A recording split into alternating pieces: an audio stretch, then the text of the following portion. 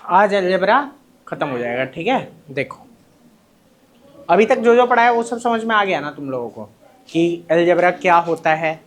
ठीक है, फिर उसके बाद क्या पढ़ाया था उसके अंदर कि टर्म क्या होता है, उससे पहले एक्सप्रेशन है ना, कि एक्सप्रेशन किसे कहते हैं, इक्वेशन किसे कहते हैं, ये सब बातें बताई थी। उसके बाद टर्म, कोफिशिएंट, ये सब बताया था, है ना। अब थोड़ी और बातें करते हैं आगे। ठीक है, थोड़ी बहुत चीज़ें और रह गई समझनी, काम खत्म हो जाएगा। ठीक है, ज़रा देखो एक बात और बताई थी कि नॉर्मली याद रखना, अभी प्रॉपर डेफिनेशन नहीं बताइए कि वेरिएबल क्या होता है, वो बताऊंगा आगे। ठीक है, बस ये बोला था जैसे ये है 4x। ठीक है, तो इसमें ये क्या है, कांस्टेंट है। ये क्या है बेटा, कांस्टेंट। ठीक है, इसको हम कांस्टेंट बोलते हैं, और ये वाला क्या है, वेरिएबल बोलते हैं। ये बात बताई थी आप लोगों को, इतने में तो कोई दिक्कत नहीं है। अब जरा कहानी को समझना। अब एक बात है जो आपको पहले समझनी है, जिसको कहते हैं लाइक टर्म। क्या बोलोगे, like term and unlike term. ठीक है, ना लाइक कौन बोल रहा है भाई,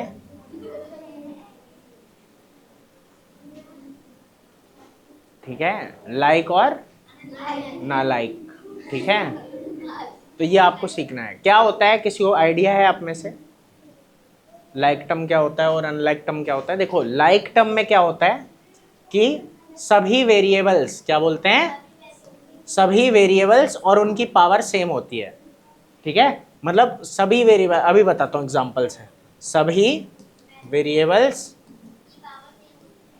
और उनकी पावर, सभी वेरिएबल्स मतलब और उनकी पावर क्या होती है, सेम। तो हम क्या बोलते हैं उन्हें, लाइक टर्म्स बोलते हैं। ठीक है, कैसे,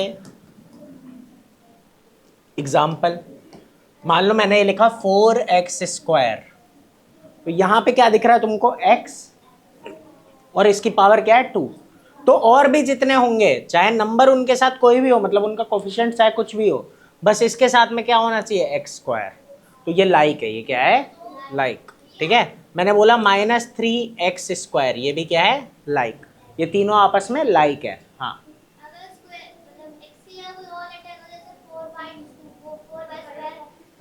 हाँ तो लाइक नहीं होगा, अभी सब बताएंगे, हैव पेशेंस। देखो पहले आराम से क्या बता रहे हैं।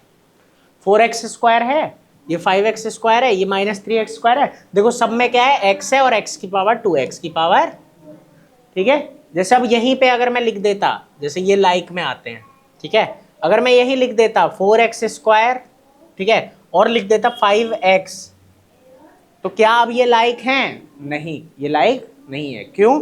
क्योंकि x तो है दोनों में, लेकिन यहाँ x का क्या आ गया है, स्क्वायर आ गया। ठीक है, और यहाँ x है सिर्फ, स्क्वायर नहीं है, तो ये वाला लाइक नहीं है। समझ पा रहे हो, कोई दिक्कत इस बात में? ठीक है भाई, जैसे और लेते हैं कुछ एग्जांपल। जैसे मैं कहता 4x² और इसमें लिखता 5x²। अब यहाँ x है, यहाँ भी x है, पावर 2 है, पावर 2 है, लेकिन यहाँ एक एक्स्ट्रा y आ गया जो कि यहाँ नहीं है। ठीक है, तो इस केस में भी लाइक नहीं है। समझ आ गया? मतलब सारे वेरिएबल और उनकी पावर क्या होनी चाहिए, सेम। ठीक है, जैसे एक और ये लिखते हैं, अगर मैं लिखता -5x²y, ठीक है, और 3x²y, तो इसमें देखो x भी है, x भी है, स्क्वायर भी है, स्क्वायर भी है, y भी है, y भी है, और y की पावर 1 है। तो इस केस में ये लाइक है। आया? तो सारे वेरिएबल और उनकी पावर क्या होना चाहिए, सेम। क्या होना चाहिए? इतनी बात आई समझ में? इसके बाद जरा एक बात को और समझो कि अगर मैं इसको आगे पीछे कर दूं, जैसे समझना x²y है और यहां मैं लिख देता 3yx², तो भी ये लाइक होंगे। मतलब आगे पीछे होने से कोई फर्क नहीं पड़ता, ये लाइक है। समझ आ रहा है? x²y और यहाँ yx² है, तो देखो x दोनों में पावर 2 है, ठीक है, दोनों में y है, पावर 1 है, ठीक है। समझ आया? तो आगे पीछे होने से कोई फर्क नहीं पड़ता, बस हाँ पावर सेम होनी चाहिए और सारे वेरिएबल सेम होने चाहिए। आई बात समझ में? Any kind of problem? Very nice भाई, आया? तो ये था लाइक। और अनलाइक क्या है, जो लाइक नहीं है वो अनलाइक है। समझ गए? जैसे ये जो दो एग्जाम्पल मैंने दिए हैं, ये काट रखे हैं, तो ये क्या हो गए बेटा, अनलाइक हो गए। इतनी बात समझ आई? अब एक स्टेप और आगे चलते हैं। अब आपको सीखना है कि बाइनोमियल क्या होता है, मोनोमियल क्या होता है।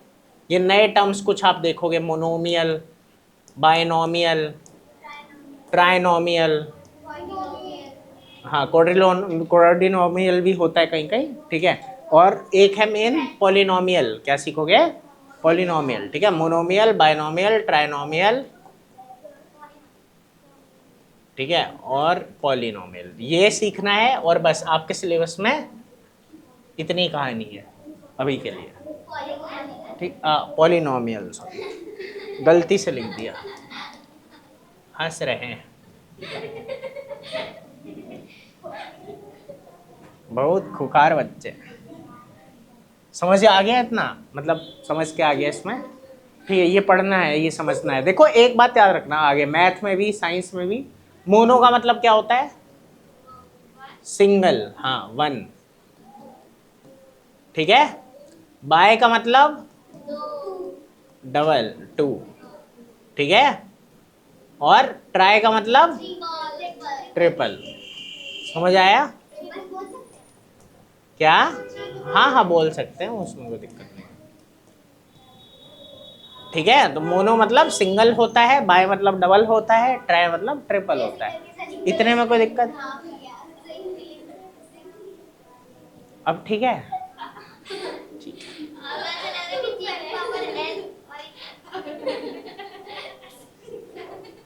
ए देखो तुम लोग चुपचाप, ये ट्रिपल की स्पेलिंग यही होती है,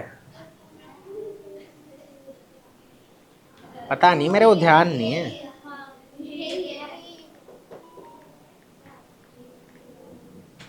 नहीं भे, ये सिंगल पी आता है,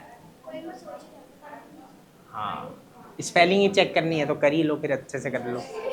ये भी गलत है, ये तो बताया नहीं तुमने, हाँ ठीक है। गलती निकालनी है, अच्छी बात है, अच्छे से निकालो। देखो क्या है, हर बात में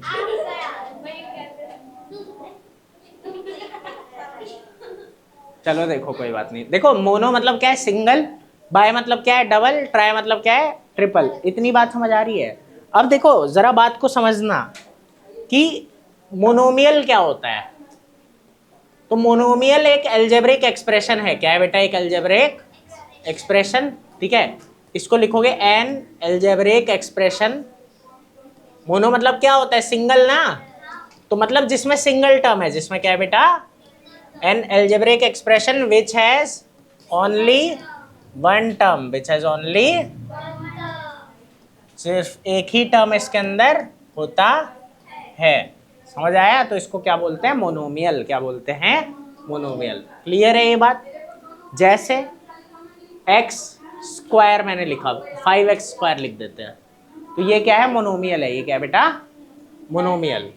ये लिखा मैंने 2xy, ये भी क्या है, मोनोमियल। एक ही टर्म है ना, इसमें प्लस माइनस कितनी बार है, सिर्फ एक बार। टर्म बताए थे ना कितने होते हैं, जितनी बार प्लस और माइनस है उतने टर्म होते हैं। समझ आ रही है बात, तो बिल्कुल वही चीज यहाँ पे है, ठीक है। तो ये हो गया 2xy। आगे चलते हैं, मान लो मैं लिखता 3x स्क्वायर y z, तो ये भी क्या है बेटा, मोनोमियल। कोई दिक्कत इतनी बात में, आगे समझना आप। अब अगर मैं यहां लिखूं बाइनोमियल, क्या लिखूं, बाइनोमियल, ठीक है। बाइनोमियल में क्या होगा, दो टर्म होंगे, ठीक है। तो क्या लिखोगे, एन अलजेब्रिक एक्सप्रेशन, ए ही लिख दिया, ठीक है, ठीक है। हाँ विच हैज, हाँ लेकिन यहां पे एक बात है, which has two like terms आ जाता है, यहाँ क्या आ जाता है, हाँ sorry unlike, sorry two unlike term. दो क्या होने चाहिए बेटा, अनलाइक टर्म्स होने चाहिए। समझ आ रहा है कि उसमें लाइक टर्म नहीं होने चाहिए, लाइक टर्म नहीं होने चाहिए। समझना ये अनलाइक वर्ड क्यों लिखा। अभी इसको अगर इग्नोर भी कर दोगे तो ये बात तो समझ के ना कि दो टर्म होने चाहिए, क्या होने चाहिए, दो टर्म। लेकिन कहानी यही चल रही है, ठीक है, कि जो दो टर्म होने चाहिए वो क्या होने चाहिए, अनलाइक। वो क्या होने चाहिए, अनलाइक। क्यों होने चाहिए जरा समझना, क्योंकि अगर मैं ऐसे लिखूंगा ना 5x + 3x, तो तुम्हें लगेगा इसमें दो टर्म है, लग रहा है ना देख के कि इसमें कितने टर्म है, 2। लेकिन बात ये होती है कि जब ये वेरिएबल सेम होता है, जैसे इसमें x है ना दोनों में, ठीक है, मतलब जब लाइक टर्म होते हैं ना तो क्या होता है कि ये जो कोफिशिएंट होता है ये ऐड हो जाता है और ये हो जाता है 5 और 3 8x, ये क्या बन जाता है। कभी भी आप, ठीक है, ये बात याद रखना कि जब ये क्या होते हैं लाइक टर्म होते हैं और बीच में प्लस होता है, ठीक है, या माइनस होगा तो क्या होगा कि ये जो कोफिशिएंट है ये क्या होंगे, ऐड या सब्ट्रैक्ट हो जाएंगे और x का x ही रहेगा। तो ये असल में दोनों मिलके क्या हो जाते हैं, एक ही हो जाते हैं जब ये लाइक होते हैं। आया। हाँ, अगर ये अनलाइक है तो ऐसा कुछ नहीं होता। अगर ये अनलाइक है तो कभी भी ऐड नहीं करना है। समझ आ रही है बात कि नहीं? ठीक है, जैसे समझो, एग्जाम्पल समझो इसका। अगर मैं ये बोलूं कि ये है 5x और प्लस में है 3y, तो देखो यहाँ क्या था, 5x प्लस 3x था, यहाँ ये लाइक टर्म थे, यहाँ ये क्या थे बेटा, लाइक टर्म, तो इसलिए 5 3 8 8x आ गया। लेकिन यहाँ ऐसा कुछ भी नहीं होता। तो जब ये लाइक नहीं होते, मतलब अनलाइक होते हैं, उस केस में ये आपस में ऐड नहीं होते और इसीलिए ये बायनोमियल है। इसीलिए क्या बेटा आया, तो वो जो दो टर्म होने चाहिए वो क्या होने चाहिए, अनलाइक, वो क्या होने चाहिए। समझ आ गया? क्योंकि ये दिख तो रहा है तुमको 5x प्लस 3x कैसा, बायनोमियल जैसा, लेकिन ये बायनोमियल नहीं है, ये है क्या, मोनोमियल। आया? क्योंकि ये दोनों मिलके एक ही हो जाएंगे, ठीक है, क्योंकि ये लाइक है, लाइक टर्म मिलके एक ही हो जाते हैं। ठीक है, समझ आई बात ये वाली? जैसे मान लो मैंने ये लिखा 3x स्क्वायर प्लस 2x, ठीक है। अब देखो यहाँ क्या है, x का स्क्वायर है और यहाँ सिर्फ क्या है, x है, तो ये अनलाइक टर्म है ना, अनलाइक टर्म। ठीक है, लाइक में क्या होता है, वेरिएबल भी सेम और पावर भी सेम, ठीक है, कुछ ज्यादा कम नहीं होता। ठीक है, तो वही चीज यहाँ पे आ रही है। ठीक है, तो ये वाला हमारा बायनोमियल है, ये वाला भी बायनोमियल है, लेकिन ये वाला बायनोमियल नहीं है। आई बात समझ? अब एक चीज देखना, मैंने लिखा 5x square plus 3y plus 2x square, ये क्या है बताओ, ये बायनोमियल है?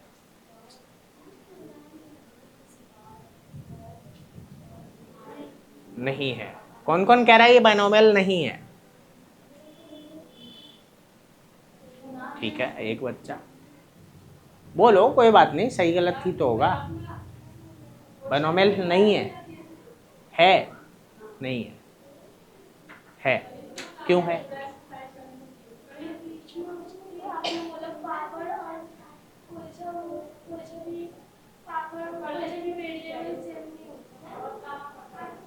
तो कहाँ है सेम? अच्छा, नहीं है बोल रहे हो?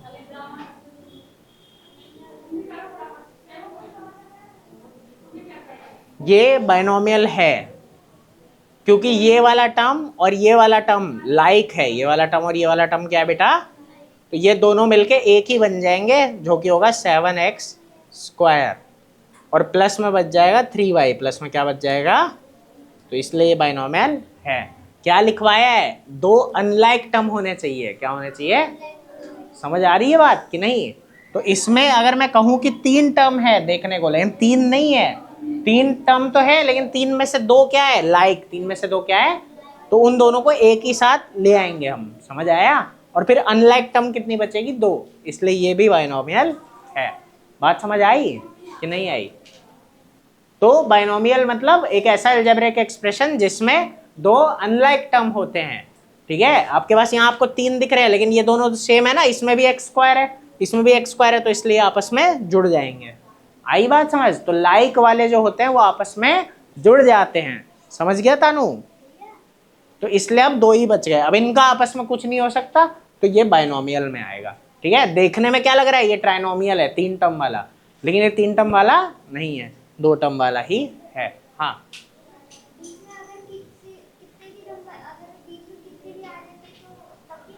नहीं कितने भी आ जाएंगे मतलब,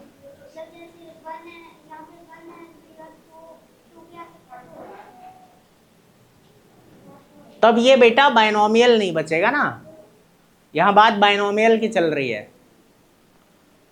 देखो समझो कि अगर टर्म याद है ना, टर्म पढ़ाया था ना तुमको, ये पढ़ाया था ना 5x square plus 3x plus 5, इसमें कितने टर्म है, 3 टर्म है ना इसमें, एक ये है, एक ये है और एक ये है। इतनी बात समझ में आई कि नहीं आई? अब मैं ये कह रहा हूं कि अगर मैं इसको लिख देता 5x² plus 3x plus 5x², या चलो 7 कर देते हैं, तुम्हें समझ आए इसलिए 7x² और प्लस में 2x है जैसे, तो मैं ये कह रहा हूं कि लाइक वाले आपस में जुड़ जाते हैं, लाइक वाले आपस में, जैसे ये देखो इसमें x² है और इसमें x² है, तो ये आपस में जुड़ जाएंगे, तो ये बन जाएगा 12x²। इसमें 3x है, ये 2x है, ये भी आपस में जुड़ जाएंगे, ठीक है, तो ये हो जाएगा 5x। तो इस वजह से ये क्या बन गया, बायनोमियल। आई बात समझ, बायनोमियल का मतलब है सिर्फ 2 टर्म होने चाहिए। अगर जैसे तुम कह रहे हो कि इसमें भैया आप मान लो मैंने लिखा होता 5x² प्लस, जैसे अभी तो ये ऐसे है, जैसे ये वाला, ये अभी क्या बायनोमियल है, ये बायनोमियल नहीं है, तो ना ये बायनोमियल है ना इसे बायनोमियल बनाया जा सकता है। आया, तो जो ना बायनोमियल है मतलब ना जिसमें 2 टर्म हैं सिर्फ, ठीक है, और ना उससे 2 टर्म बनाए जा सकते हैं, आई बात समझ में, तब उसे हम क्या बोलते हैं, बायनोमियल। जैसे इसमें 3 टर्म थे लेकिन हमने 3 से 2 बना लिए, जब हम नहीं बना पाएंगे, ठीक है, तब उस केस में हम फिर जब तक तो ऐसा बना लेना है कि अब आप उसको और छोटा नहीं कर सकते, तब चेक करना है। समझ आ गया कि मोनोमियल है कि बायनोमियल है कि ट्राइनोमियल होगा, आई बात समझ में। पहले लाइक वालों को सबको आपस में सॉल्व कर लो और तब एंड में चेक करना है, ठीक है, कि वो क्या है। आई बात समझ में भाई, आ रहा है समझ में, ठीक है, अब आया। तो जब तक कोई भी लाइक टर्म बच रहा है उसे पहले हटाओ, उसे पहले, ठीक है, हटाने के बाद जो आया उसे चेक करना है। आ गई बात समझ। वैसे शायद तुम्हारी बुक्स में ये क्वेश्चन नहीं होंगे, सिंपल सिंपल ही होंगे। सिंपल तो यही याद रखना है, मोनोमियल मतलब जिसमें 1 टर्म है, बायनोमियल मतलब जिसमें 2 टर्म है, लेकिन वो 2 टर्म क्या होने चाहिए, अनलाइक।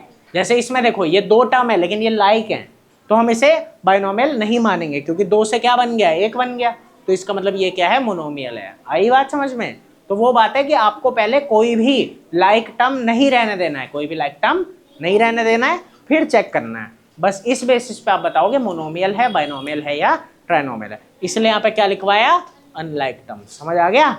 और यहाँ पे ओनली लगा देते हैं, which is only 2 unlike terms, ठीक है, कि बस 2 ही होने चाहिए, ना 2 से ज्यादा ना 2 से कम। आ गई बात समझ अब ठीक है। और कोई डाउट है क्या? ठीक है, तो अब आता है ट्राइनोमियल। क्या आता है बेटा, ट्राइनोमियल। ट्राइनोमियल में क्या होता है, 3 टर्म होंगे। क्या होंगे बेटा, 3 टर्म, ठीक है। तो an algebraic expression which has only 3 unlike terms. ये अनलाइक वर्ड जरूरी है कि 3 क्या होने चाहिए, अनलाइक टर्म होने चाहिए। क्या होने चाहिए बेटा, अनलाइक टर्म। समझ में आ रहा है कि नहीं, ठीक है, क्योंकि मैंने मान लो 3 टर्म लिख दिया लेकिन वो लाइक है तो वो तो एक ही बन जाएगा ना एंड में। समझ आ गया। या 3 में से 2 लाइक है तो वो तो एंड में 2 ही बन जाएंगे ना बस, ठीक है। तो ये बात चलती है। तो पहले चेक करो कि कहीं ये लाइक तो नहीं है, अगर लाइक हैं तो साथ ले आओ, ठीक है, तब चेक करो। आई बात समझ, मतलब सारे टर्म्स अनलाइक होने चाहिए, ठीक है। इतने में किसी को कोई दिक्कत आ रहा है भाई समझ में। जैसे अब देखो ये है 5x² प्लस 2x प्लस 3, तो इसमें सारे अनलाइक टर्म है, तो हाँ ये ट्राइनोमियल है, ठीक है, ठीक है। अगर मैं लिखूंगा 2x² plus 3x plus 5x², तो क्या ये ट्राइनोमियल है, नहीं, क्योंकि इसमें ये और ये एक ही बन जाएगा, मतलब इसमें 2 ही टर्म है।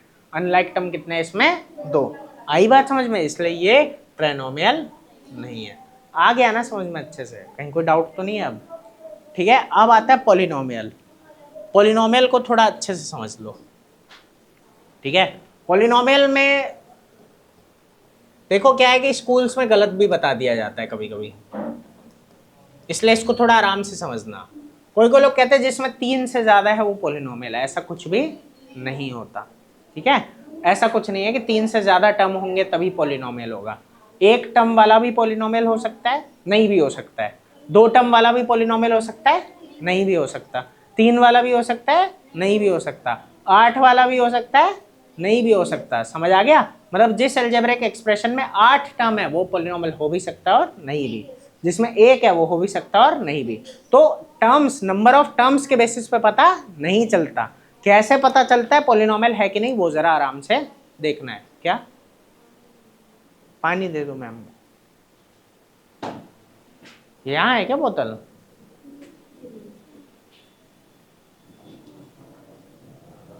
हाँ, क्या कह रहा था मैं कि नंबर ऑफ टर्म्स के बेसिस पे पता नहीं चलता। ठीक है, तो कैसे पता चलता है वो जरा देखना है। ठीक है, तो पता ऐसे चलता है कि वेरिएबल की पावर हर टर्म में, क्या बोलोगे, हर टर्म में वेरिएबल की पावर, हर टर्म में वेरिएबल की पावर होल नंबर होती है। क्या होती है? हर टर्म में वेरिएबल की पावर होल नंबर होती है। समझ आया? एक ऐसा अलजेब्रिक एक्सप्रेशन है जिसके हर टर्म में वेरिएबल की पावर क्या होगी बेटा?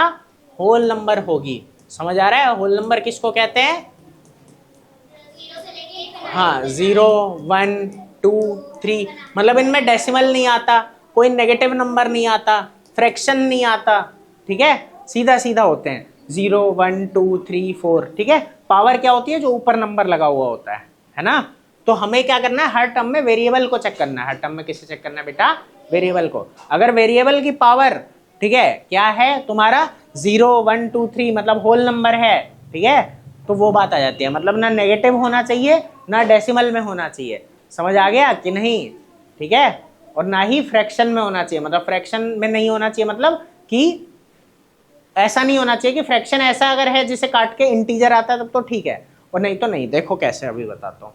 मतलब पावर क्या होनी चाहिए? Whole number basically. देखो कैसे, जैसे मैंने तुम्हारे सामने लिखा 5x² प्लस 2x प्लस 5। ठीक है, देखो जरा समझने की कोशिश करो। यहाँ वेरिएबल क्या है? x, तो x की पावर क्या है? 2, तो ये वाला टर्म ठीक है। समझ आ गया? अब इस पे आते हैं 2x, x की पावर यहाँ क्या है? 1, भाई कुछ नहीं है तो क्या है? 1। ठीक है, तो ये वाला भी ठीक है, होल नंबर है ना। अब ये 5 के साथ x है ही नहीं।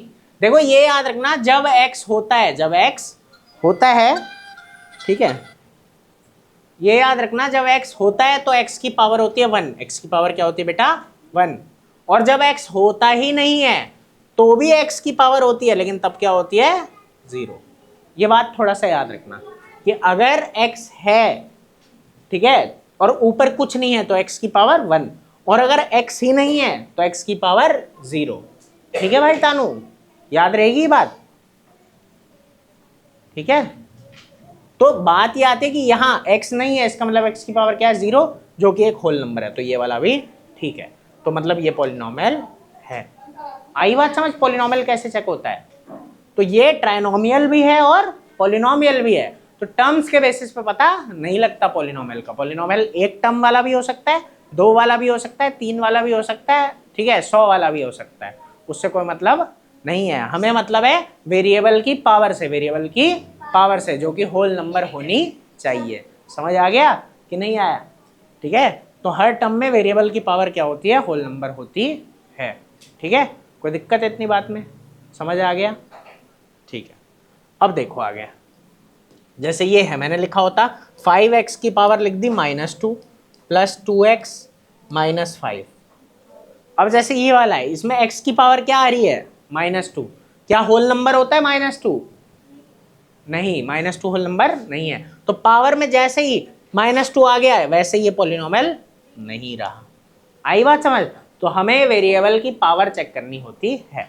ये याद रखना, साथ वाले से कोई मतलब नहीं है, साथ वाले से कोई मतलब नहीं है। ठीक है, जो इसके साथ है उससे मतलब नहीं है, जो ऊपर है उससे मतलब है। साथ वाला कुछ भी हो सकता है, पॉइंट में भी हो सकता है, नेगेटिव भी हो सकता है, कुछ भी हो सकता है, बस हमें मतलब है इसकी पावर में क्या है। आया? पावर में अगर होल नंबर है तो ठीक है, और वो भी हर टर्म में, वो भी हर टर्म में। समझ आया? हाँ बोलो। हाँ वही था ना, और सब्र किया करो थोड़ा, सब पता लग जाएगा। फिर पूछ लिया करो, एंड में भी ना लगे तो। ये बात समझ आई? जैसे यहाँ था ना, मान लो यहाँ 2 भी होता है, यहाँ -5 भी होता है, उससे कोई मतलब नहीं है। हमें चाहिए x की पावर क्या है। तो यहाँ x नहीं है, इसका मतलब x की पावर क्या है? 0, जो कि एक होल नंबर है, जो कि क्या है बेटा? Whole number. आई बात समझ में? तो पॉलिनोमियल क्या है? ऐसा अलजेब्रिक एक्सप्रेशन जिसके हर टर्म में वेरिएबल की पावर क्या होती है? होल नंबर होती है। ठीक है, अब एक चीज आती है कि वेरिएबल होता क्या है। ये बात अभी तक हमने नहीं करी, अब कर लेते हैं। ठीक है, कि वेरिएबल किसको कहते हैं एक्चुअल में। ठीक है, होता क्या है वेरिएबल। तो देखो जरा सुनो, देखो वेरिएबल क्या है, इसको ऐसे समझो। अगर हम बोल रहे हैं कि मैथ है, हम कह रहे हैं 4x, x वेरिएबल है, यही बोला ना। लेकिन x कोई वेरिएबल नहीं है, x कोई वेरिएबल नहीं है। x वेरिएबल को सिर्फ डिनोट करता है, x वेरिएबल को क्या करता है, डिनोट। समझ आया? जैसे समझना, अब वेरिएबल क्या होता है, वेरिएबल होता है जो वेरी करता है, जो अलग अलग है, अभी प्रॉपर डेफिनेशन बताऊंगा। जो चेंज होता है, जो पर्सन टू पर्सन क्या होता है बेटा, चेंज। ठीक है, वेरिएबल कहां से आया, variable, that is able to change, that is able to change. जो चेंज होता है पर्सन टू पर्सन क्या होता है, चेंज। मान लो तुम लोगों की हाइट, तुम सबकी हाइट अलग अलग है, खड़े हो ना, खड़े हो जाओ। देखो तनिष्क और अनुभव की हाइट में डिफरेंस है, अनुभव और ये तान्या की हाइट में डिफरेंस है ना, तान्या और तिशा की हाइट में भी डिफरेंस है।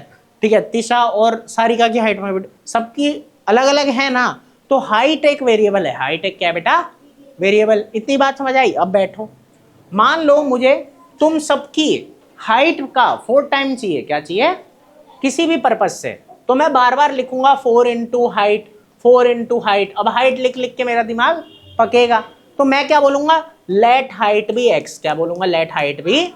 इतनी बात समझ में आई कि नहीं आई, कि लेट हाइट बी x, और फिर मुझे 4 से मल्टीप्लाई करना है ना, तो मैं 4x लिख दूंगा। छोटा हो गया ना लिखने में, मैं बार बार लिखता 4 into height, 4 into height, 4 into height. ठीक है, तो वहां पे मैंने अब हाइट को क्या मान लिया, x। तो x वेरिएबल नहीं है, वेरिएबल कौन है, हाइट। वेरिएबल कौन है, समझ आ रही है बात कि नहीं बेटा, वेरिएबल हाइट है। हमने बस मान लिया कि हाइट को x मान लिया, ताकि लिखने में छोटा पड़े, लिखने में क्या पड़े, छोटा। समझ आया? हम अलग अलग सिचुएशन फॉर्म कर पाए, ठीक है, छोटे में, और समझ पाए उन्हें। ठीक है, तो अलजेब्रा का मेन काम यही है। वेरिएबल x कोई वेरिएबल नहीं होता, वो बस वेरिएबल को डिनोट करता है। आई बात समझ? जैसे तुम सबकी एज अलग अलग हो सकती है। कितने साल का अनुभव, 11 साल का अनुभव है। तुम 11, तुम 11, तुम हैं, अरे सब 11 क्यों हो, तुम 11, तुम ये देखो ये 16 साल की हैं, तुम ये 17 साल की हैं, तुम 13। चलो कुछ बच्चों का सेम है, लेकिन कुछ का अलग भी तो है। समझ आ रहा है कि नहीं? क्योंकि तुम तो चलो सेम क्लास में हो इसलिए ऐसा हुआ, अदरवाइज तुम जब कहीं बाहर जाओगे, मेट्रो वगैरह में जाओगे, तो तुम्हें अलग अलग एज ग्रुप के लोग मिलते हैं, कोई ज़्यादा होते हैं, कोई कम होते हैं। समझ आ रहा है? या पापा के ऑफिस कभी गए होगे, वहाँ तुम्हें अलग अलग, ठीक है, लोग दिखते हैं, पापा के कलीग भी होते हैं, तो भी सेम उम्र के नहीं होते नॉर्मली। समझ में आ रहा है? तो यही बात हो जाती है। ठीक है, तो एज, ठीक है, ये जो लिया था हाइट, सबकी इनकम अलग अलग हो सकती है। तो जो भी चीजें, ठीक है, अब ये चीजों को क्या बोला जाता है, क्वांटिटीज। क्या बोला जाता है, प्रॉपर वर्ड क्या है, क्वांटिटीज। तो वेरिएबल क्या होती है, क्वांटिटीज होती है। वेरिएबल क्या होती है, क्वांटिटीज होती है। समझ आया? जो वेरी करती है, जो क्या करती है, वेरी। बात समझ में आ रही है कि नहीं आ रही?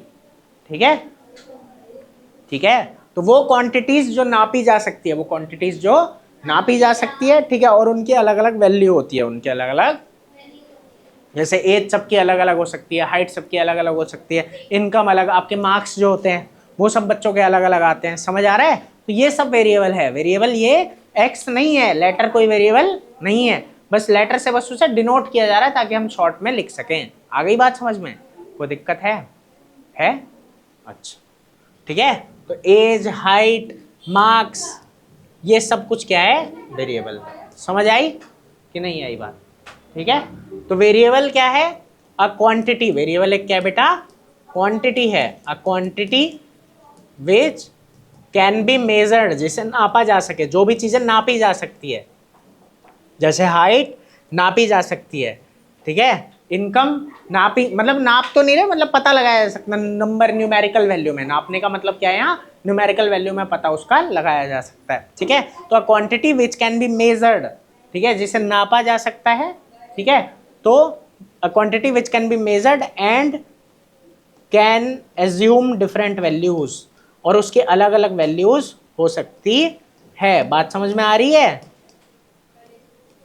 तो इन सब क्वांटिटीज को, ये असल में सारी क्वांटिटीज ही हैं, मार्क्स हो गए, एज हो गई, हाइट हो गई, ये सब क्वांटिटी है। ठीक है, समझ आ रहा है? तुमने कभी सुना है age is just a number, ऐसे बोलते हैं है ना, कि एज बस एक नंबर है।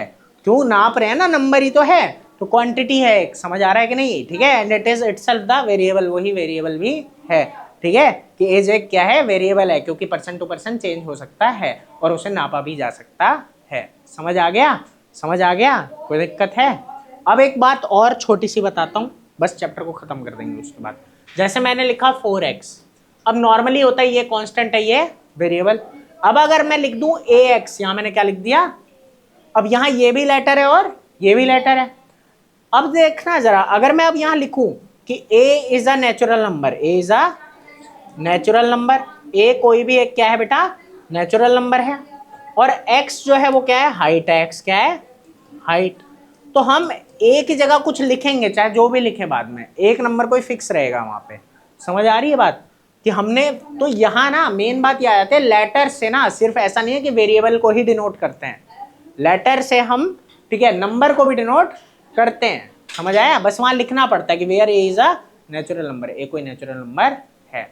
समझ आ गया, तो उस तरीके से ये चीजें जाती है कि लिखवाया था ना स्टार्टिंग में कि अलजेब्रा एक ब्रांच है मैथमेटिक्स का जिसमें लेटर का यूज होता है, किस लिए होता है, to denote number and variable. तो नंबर को भी डिनोट करते हैं और वेरिएबल को भी डिनोट करते हैं। हाँ, ज्यादातर वेरिएबल को डिनोट करने के लिए ही लेटर का यूज होता है। समझ आ रही है बात, लेकिन ऐसा जरूरी नहीं है, क्योंकि ऐसी बहुत सी जगहों पे तुम देखोगे जहां नंबर को भी डिनोट करने के लिए हम ये चीजें लिखते हैं, लेटर्स का इस्तेमाल करते हैं। बात समझ में आई? तो लेटर का इस्तेमाल नंबर को डिनोट करने के लिए भी होता है और वेरिएबल को भी डिनोट करने के लिए होता है। कोई दिक्कत? अब मैंने कहा था कि अलजेब्रा क्यों पढ़ रहे हैं, ताकि सॉल्व कर सकें प्रॉब्लम्स को, इक्वेशन बना सकें अलग अलग, ठीक है। तो उसी से रिलेटेड कुछ है तुम्हारी बुक में, वो बता देते हैं एक बार। और उससे पहले एक बात है कि चलो ये भी है, मान लो मैंने लिखा p की पावर 3 है, मैंने तुमको बताया ये p क्यूब है, ये क्या है बेटा, p क्यूब। इसको ऐसे भी पढ़ते हैं p raised to the power,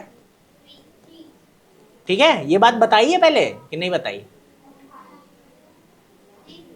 ठीक है, अब पता लग गया, ठीक है। तो इसको ऐसे भी पढ़ा जाता है कि p raised to the power 3, ठीक है। जैसे मैं लिख देता x की पावर 5 है, तो इसको क्या पढ़ोगे, x raised to the power 5, ठीक है। कोई दिक्कत इतनी बात में?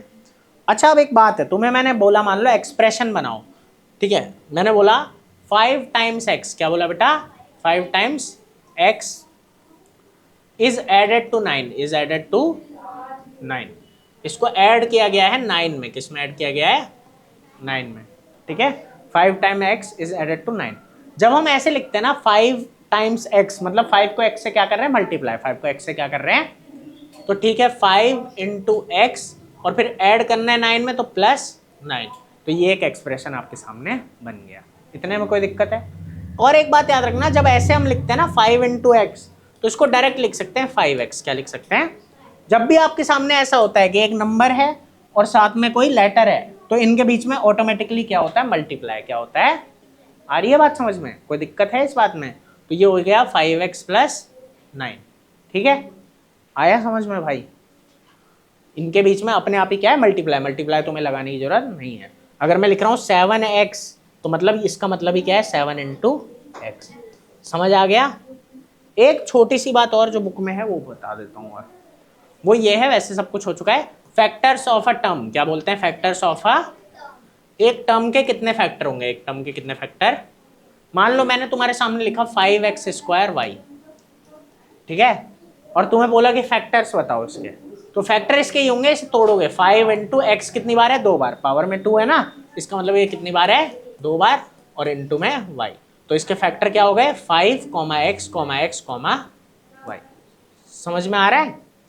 ठीक है, तो ऐसे करके आप फैक्टर बताते हो, ठीक है, कोई दिक्कत? समझ आ गया? बस यही चैप्टर था पूरा। अगला चैप्टर क्या पढ़ना है, रेशियो एंड प्रोपोर्शन, ठीक है।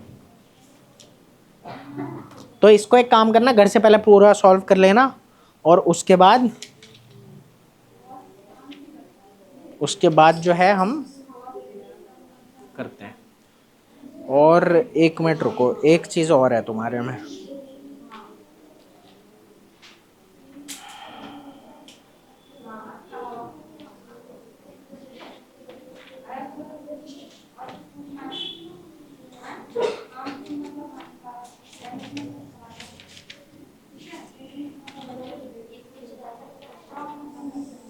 अभी तो देखा था, एक चीज और थी।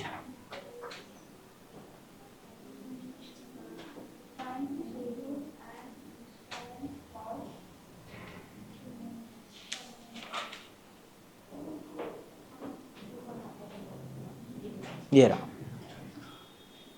एक बात है बेटा यहाँ पे ना कि जैसे तुम्हें एक अलजेब्रिक एक्सप्रेशन दे दिया, ये दिया मैंने 6a² प्लस 8a प्लस 4, और मैंने कहा कि अगर a की वैल्यू 2 है तो बताओ इस अलजेब्रिक एक्सप्रेशन की वैल्यू क्या होगी, इस अलजेब्रिक एक्सप्रेशन की वैल्यू क्या होगी। तुम्हें क्या करना है, इस a को इसमें पुट करना है। यहाँ आएगा 6 इंटू 2 का स्क्वायर प्लस 8 इंटू 2 प्लस 4। इतनी बात समझ में आ रही है। अब देखो 2 का स्क्वायर होता है 4, स्क्वायर मतलब 2 2 4, ठीक है। जैसे मैं कहता 3 का स्क्वायर क्या होगा, तो क्या होगा 9, ठीक है, क्योंकि 3 3 क्या होता है 9। बता 7 का स्क्वायर क्या होगा,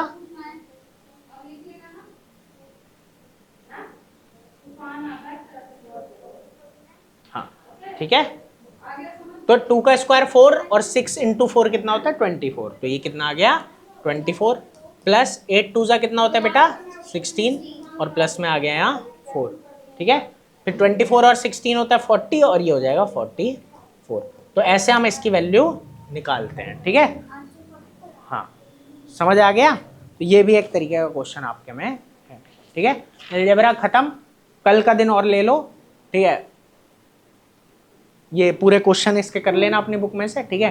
कॉन्सेप्ट सारे मैंने समझा दिए, ठीक है। उसके बाद अगला चैप्टर कौन सा बोला, रेशियो, है ना, ठीक है। तो बस आज के लिए इतना ही है।